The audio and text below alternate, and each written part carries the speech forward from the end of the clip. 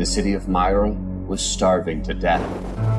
Imperial grain ships sailed right past their harbor, close enough to see, impossible to reach. This is the story of Bishop Nicholas and the desperate gamble that saved thousands of lives.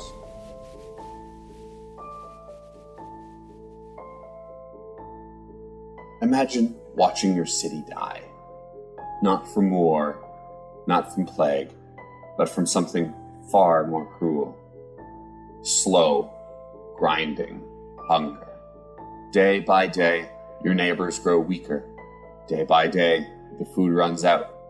And then, on the horizon, you see ships, imperial grain ships, sailing past your starving city, bound for the capital. Our story takes place in the ancient city of Myra, on the southern coast of Asia Minor, sometime during Nicholas's tenure as bishop.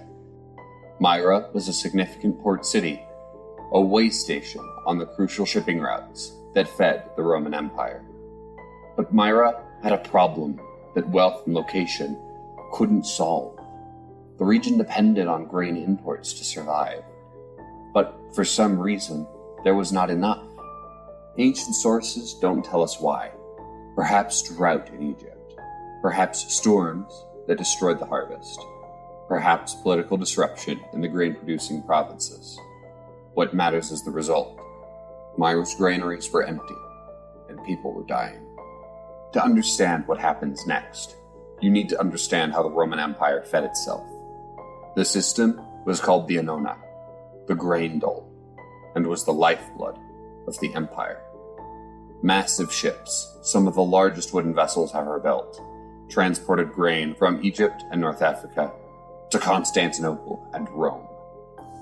These weren't merchant vessels carrying private cargo. These were imperial ships carrying the emperor's grain, guarded by imperial soldiers bound by imperial law.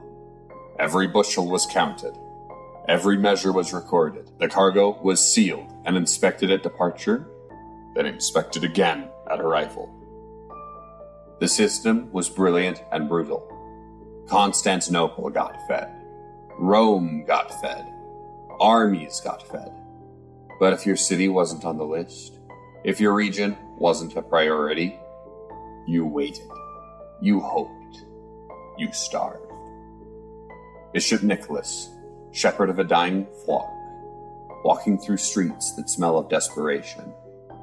Every day, more faces that were once sitting or standing next to him disappear. Every day, the question becomes more urgent. Where is God in this? Nicholas wasn't just a spiritual leader. In the ancient world, bishops were community organizers, social workers, advocates for their people. When disaster struck, the bishop was expected to act. But what can one man do when the granaries are empty and the empire has written you off? Many questions must have gone through Nicholas's mind as he and his people starved.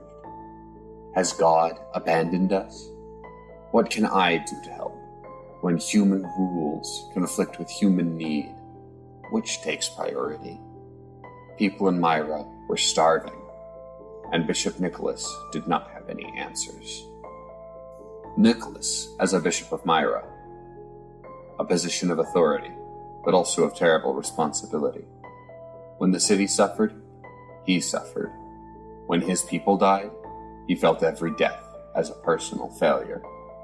Being such a generous man, Nicholas most likely already gave of his own food, and himself was feeling the devastating effects of being without substance. Nicholas was known for his generosity with his own resources. But this was different. This wasn't about giving away what was his. This was about asking others to give up what was theirs. Nicholas had a deep desire to save his people. He always taught that God would take care of the faithful. So where was God in their time of need? The law said that imperial grain belonged to the emperor. Taking it, even for starving people, was theft, and theft from the emperor could mean execution.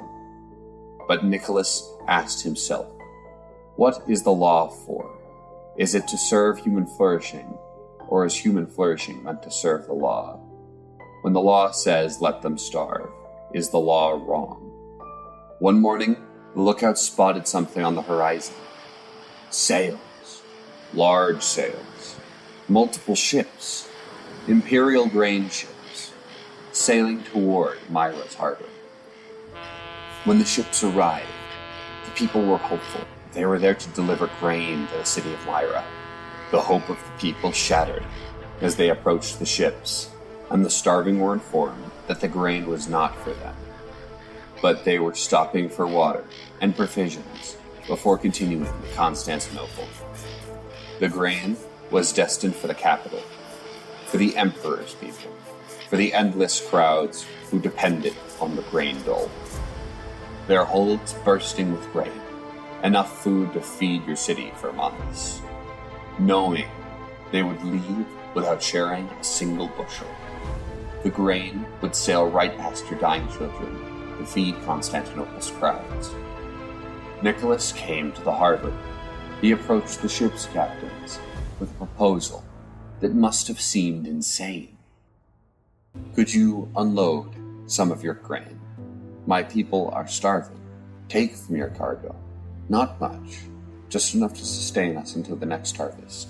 And I promise you that when you reach Constantinople, your cargo will still measure full. God will replace what you give. The captains were responsible for imperial cargo. Every measure has been recorded and sealed. If you arrive short, you'll be accused of theft, selling grain on the black market, pocketing the profit. The punishment? Execution. Your family loses everything. Your name becomes synonymous with betrayal. The ancient texts tell us the captains agreed. Why would the captains agree to give away some of the grain? Maybe one or more of them was a Christian moved by compassion. Maybe a captain knew Nicholas or heard of his reputation as a miracle worker from the tales of sailors. Maybe they simply couldn't sail away from children dying on the shore.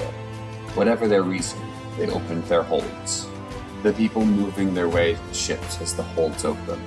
The sight of grain, golden, abundant, life-giving grain, after months of starvation. Ancient sources say people wept. Nicholas organized the distribution with characteristic precision. This wasn't a free-for-all.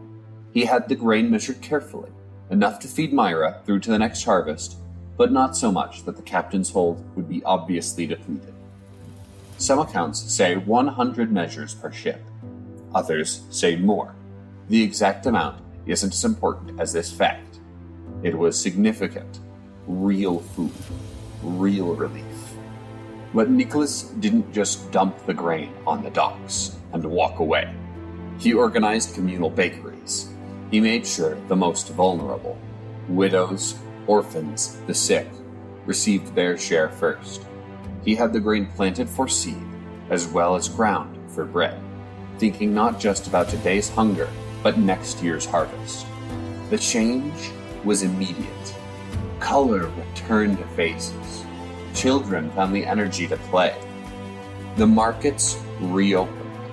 Myra, which had been a city of walking ghosts, became a living community again. But Nicholas knew the miracle wasn't complete. The real question wasn't whether Myra would survive.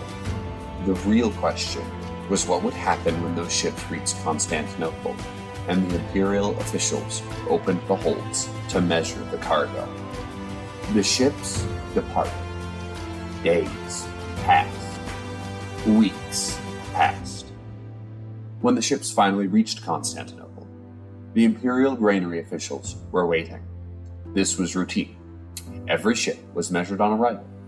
The cargo tallied against the departure manifests from Egypt. Discrepancies meant investigations. Investigations meant executions. The holds were opened. The measuring began. And when they finished taking inventory, the cargo was complete. Not approximately complete. Not close enough. Exactly complete. Every measure had been recorded at departure and was accounted for at arrival. The officials were confused. The seals had been broken at Myra. The captains didn't hide that. They explained about the starving city, about the bishop's request, about unloading grain for the dying. The officials measured again. Same result. The cargo was full. Ancient sources tell us the captains returned to Myra at their next opportunity, not to demand repayment, but to worship. They had witnessed something impossible. Mathematics had been suspended. The god that Nicholas served had made good on his promise. So how does this end? Myra survived. The grain Nicholas secured lasted until the next harvest. More than that, he used some for seed, and the harvest was abundant. The city that had been on the edge of extinction became prosperous again. The ship captains became witnesses. They told the story at every port. How a bishop had promised a miracle. How they'd taken a leap of faith. How God had proven faithful. Some sources suggest they converted to Christianity, if they hadn't been believers already. Their story spread across the empire. Nicholas's reputation as a wonder worker grew. He became known as the protector of sailors, the patron of the hungry, the bishop who trusted God enough to promise the impossible. To this day, sailors in the Mediterranean invoke St. Nicholas when storms threaten. To this day, churches show him with ships and grain. Within decades, artists were depicting the miracle. By the Middle Ages, it was one of the most commonly painted scenes from Nicholas's life.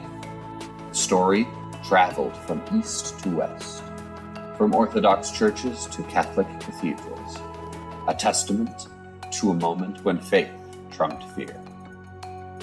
If this story moved you, please consider sharing this video so others can discover how our Christmas saint became the patron of the hungry. Subscribe for more episodes in our series on the miracles of St. Nicholas. And in the comments below, I'd love to hear, have you ever taken a leap of faith to help someone, even when you couldn't see how it would work out? Have you witnessed modern miracles of provision? Share your stories. Until next time, may you have the courage to trust God with the impossible, and may you never sail past a hungry city.